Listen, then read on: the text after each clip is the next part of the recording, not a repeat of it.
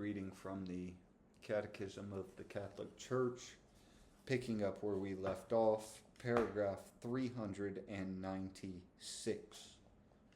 3. Original sin.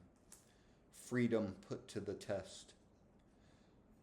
God created man in his image and established him in his friendship. A spiritual creature, man can live this friendship only in free submission to God. The prohibition against eating of the tree of knowledge and good and evil spells this out. For in the day that you eat of it, you shall die.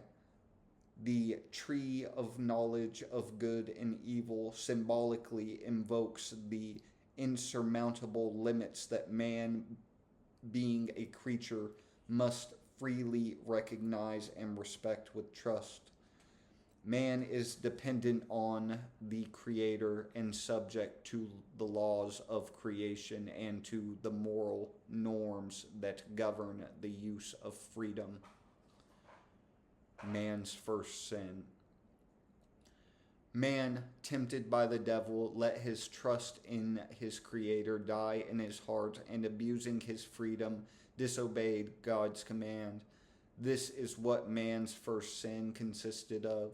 All subsequent sin would be disobedience toward God and lack of trust in his goodness. In that sin, man preferred himself to God, and by that very act scorned him. He chose himself over and against God, against the requirements of his creaturely status, and therefore against his own good. Constituted in a state of holiness, man was destined to be fully divinized by God in glory.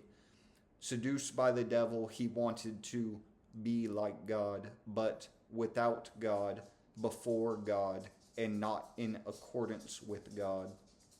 Scripture portrays the tragic consequences of this first disobedience.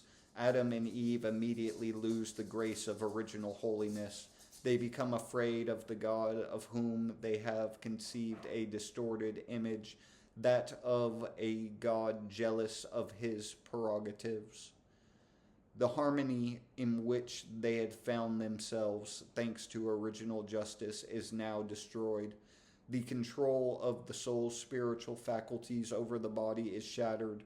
The union of man and woman becomes subject to tensions, their relations henceforth marked by lust and domination.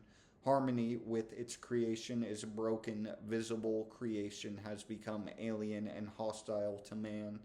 Because of man, creation is now subject to its bondage to decay. Finally, the consequence explicitly foretold for this disobedience will come true. Man will return to the ground, for out of it he was taken. Death makes its entrance into human history. After that first sin, the world is virtually inundated by sin. There is Cain's murder of his brother Abel and the universal corruption which follows in the wake of sin.